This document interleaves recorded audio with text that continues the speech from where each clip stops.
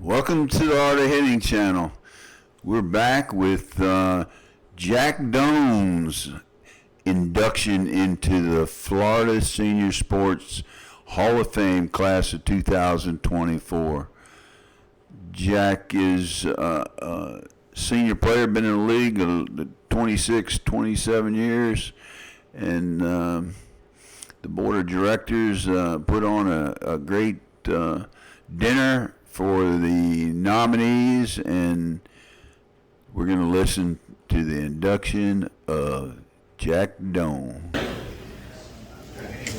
About 26 years ago, I was introduced to a guy out of the Tampa St. Pete area because we both were recruited by Ed Rose for the old crush teams at Lauderdale. Sherry used to call them Richie Rich. The guy was the sponsor of that team. And Why? Because he had money? Because he had a lot of money. We went down. It was early in the year, so he had like 4 or 5 teams. This guy, he had a national team, a couple of Florida teams, a AAA teams, AA team, and all that kind of stuff. He brought everybody to his house on the Atlantic Ocean, and at that place he had a living car garage, and his next door neighbor was a famous NASCAR driver and all that. But really a nice man, really nice man. That guy was one of the greatest left-handed hitters, base hitters, that I ever got to play, a chance to play with or against. And he still is, his age, still playing with the young guys and managing. And he's going to tell you a little bit more about himself. The guy's retired service. He just did a lot of things in his life. And I'm very proud to bring up to this time, Jack Doan, it's your time, buddy.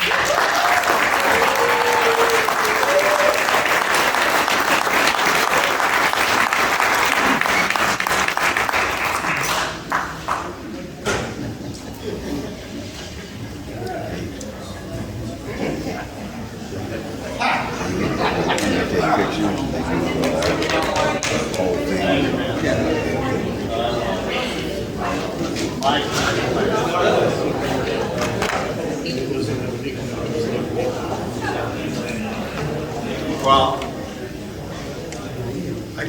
words can't say how happy I am to be here to do this. And any of you that know me know I'll probably try and use the time Butler left for me.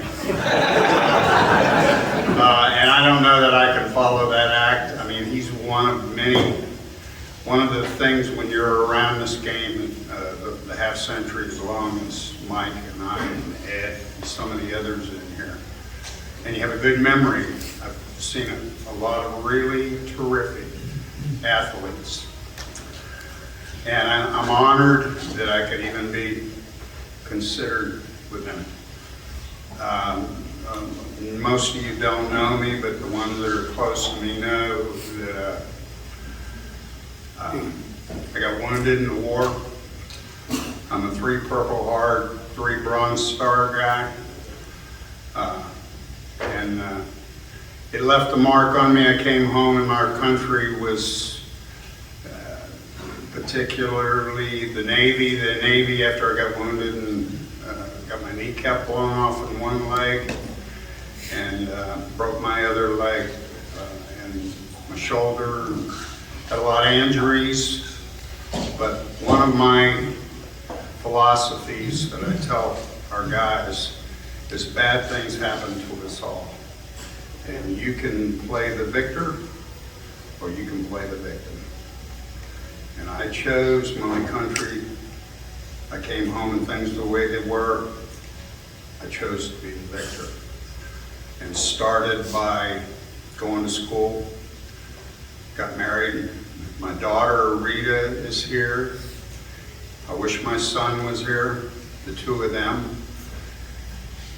Went back to church and got involved with the church for them and me, and started school and went out and got a job because I was poor. I got no pension. In fact, the Navy gave me medical discharge and 0% disability, which is an oxymoron. And then it's funny now, it wasn't funny then. I wanted to play baseball. So I tried playing college and the pros. I went to a couple of walk-on camps, and in both cases, I made it to the physical. And when they saw and I'm sure the doctor had mixed emotions because one of them was like, what happened to your leg? You know, and I told him I got hit by a mortar round. I was a combat Marine, and part of that energy that I had came from going, I knew when I went to the MASH, you all know, familiar with the MASH show and the field hospitals. I went to the field hospital and they threw me up was on a gurney. They threw me up on the triage table and this doctor says to me, he says, you know, my knee, I had a hole about the size, at least the size of a baseball. And he said to me, he says, I don't think we're going to be able to save your leg. And being me, and especially on I had a couple of shots of morphine, so I was feeling no pain. I said, you're not going to do anything other than bandage me up and send me home. That's what you're going to do. And from there I came home and I encountered the VA system, and they were all about medication, and I'm not any of you guys other than beer. I'm not a medication guy. So I left, I went and started school, like I said, and started right away playing. I tried to play baseball again, and I played in the Negro League in Miami. That's how desperate I was to play baseball. I loved it. As much as I love softball now, but I didn't know softball. So, and I had the pleasure and honor to be in the league when Mickey Rivers got signed by the Yankees. And he's still a friend of mine. And then from there, somebody got me into the softball, and that's 52 years ago. I started playing, I put a knee pad on my knee and started playing softball.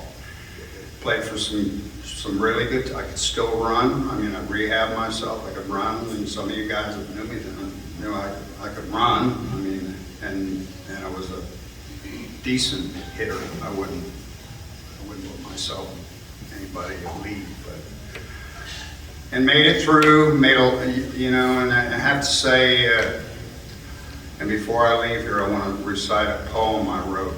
My director of the St. Pete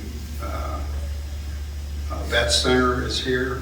She is, and her staff are responsible for helping a lot of guys that have PTSD. And she helped me. I met her in 05. If she came and spoke for me, I think she'd tell you I'm at least one of her prized pupils. Right, Gina? Hell yeah. There you go.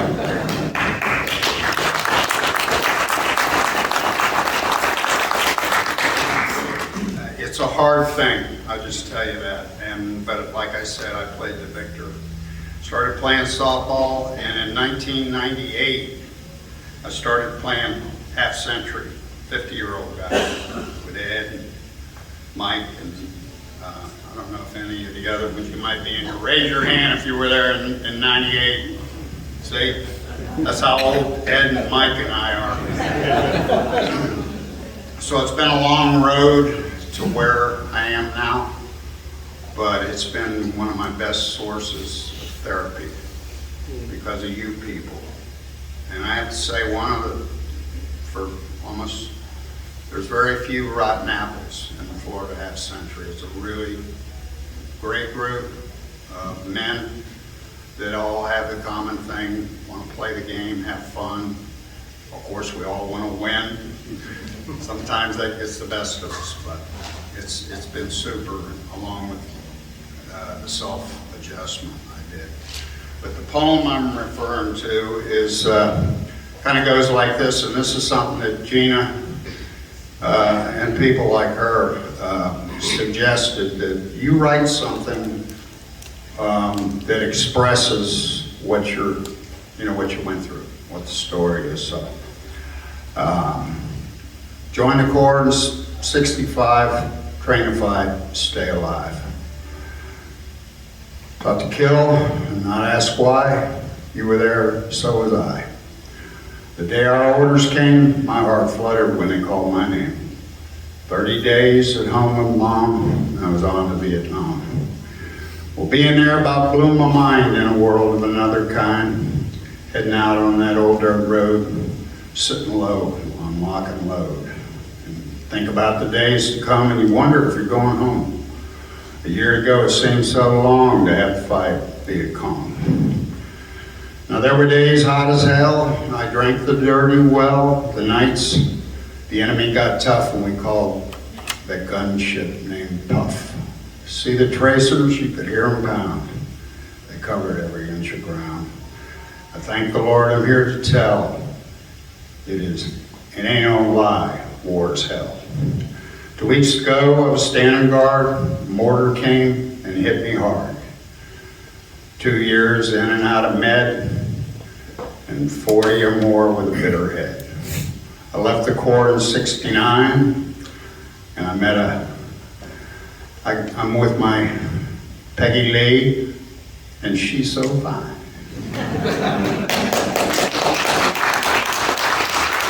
But without her here by my side, I'm not worried if I die. Late at night, when the stars are out, so no telling what I'm thinking about. In the war, I learned to cry, seeing my buddy, guys like you, man. Buddies die, but younger. Can you imagine? 20 years old. I still remember. To this day, I think of my dead brothers, and God bless their sonless mothers. I hope to hell we've learned our lesson about Vietnams. No more Vietnams. Goodbye, Vietnam. Jack Doan, always known as a softball player, a good one, and a warrior. And now I guess we're going to have to consider him half a poet. Welcome to the Florida Half-Century Hall of Fame, Jack Doan.